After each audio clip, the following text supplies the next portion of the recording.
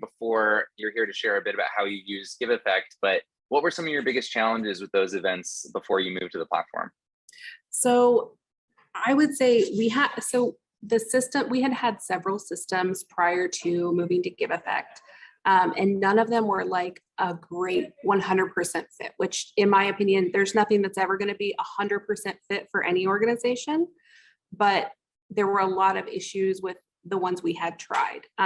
Training staff was a huge issue, making sure that it was user-friendly for our staff who's not, not all of them are incredibly tech savvy. Not all of them, have a degree in operating systems or anything like that. So one of the issues that we really ran into was that we had all these multiple integrations into the system we had. And when they worked, it was great. But when they didn't work, as we all know, that can be a real headache. And it caused a lot of duplication of contacts. It caused extra work for the staff that we already had. And so we were really trying to find something that would allow us to move more digital and technologically advanced, but many of our systems were on paper still because people just didn't know how to use the system or didn't trust the system. And that was a huge obstacle. Yeah, well, tell us a little bit about, how you decided on Giveffect and kind of how you successfully implemented it. Yeah, so back in about 2018 is when we started looking for something. We really wanted something that would capture our peer-to-peer fundraising and our volunteer system, and then allow us access to the information on our donors and our families. And Giveffect is kind of this one-stop shop for us that has been really great.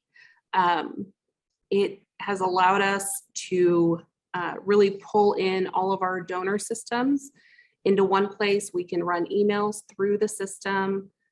We can run all of our campaign pages for our fundraisers through the system. And there's so many different options when it comes to fundraising there that it has, and we've used all of them, but there's peer-to-peer fundraising, regular fundraising page. You can do RSVP events and ticketed events, and then auctions as an add-on for any of those. So it's been a really great way for us, especially post-pandemic, to kind of branch out a little bit in what we were able to offer from before.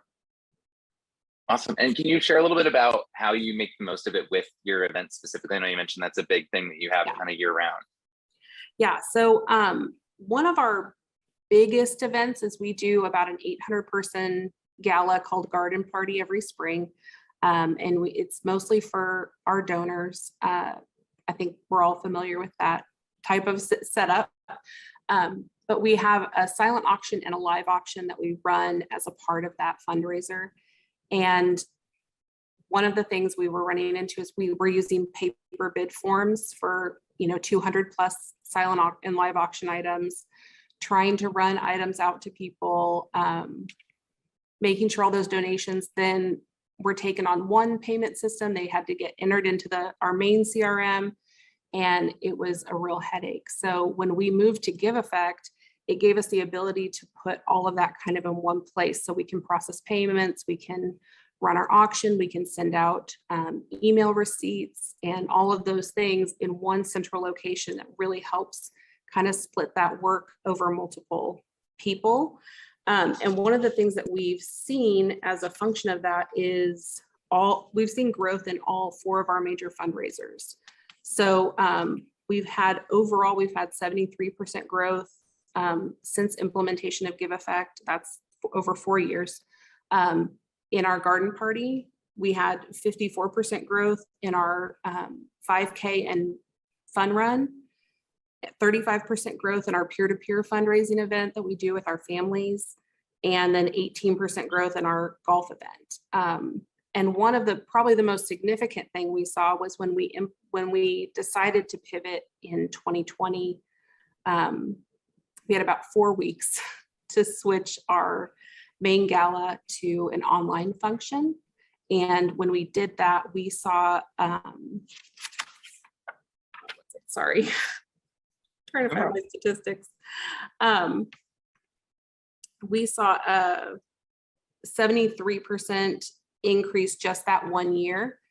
And then we actually have seen a 687% increase in our auction revenues since we've shifted them to online or hybrid situation, because we're able to reach out and reach so many additional people. I think, like they were saying in the session, it's just, you have to look at that. It's not just about how much more money we bring in, but we're also reaching all of those people with what our organization provides and what we can do.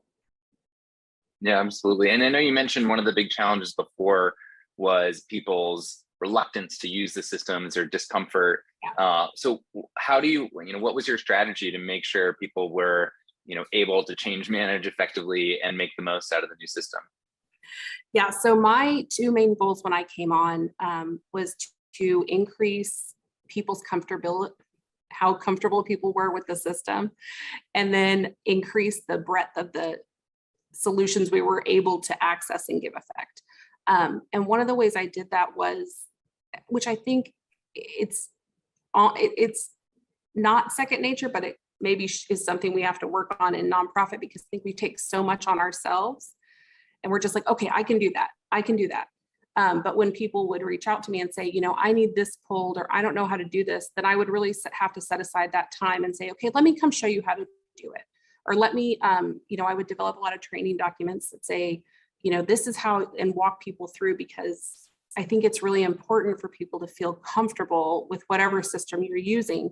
And Giveffect happens to be, in my opinion, very user-friendly to people who are intimidated by the idea of a big system. Yeah, well, good on you for being so thoughtful and diligent with your team. I'm sure that made a huge difference.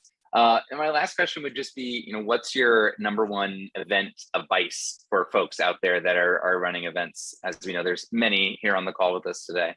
Yeah, I think for us, the biggest thing that has made our events successful is embracing our mission. And I think that's so important to know your goal and what you ultimately want to achieve for your organization, because if you can bring that kind of fire and passion for your organization and show that to your donors, then I think it's really easy to help kind of pull them in more. And so you're getting them to come alongside you as part of the mission instead of just kind of throwing money at it. And one of the things that we do is we try and bring our students and families into every event we do. So even if it's our golf event, we have families come out with their students and they drive around in the golf carts and they say hi to all the golfers. Or we interviewed them at our gala, a group of our students. And, it's unpredictable and you don't know what you're going to get, but it's a great way for our donors to really connect with our goal.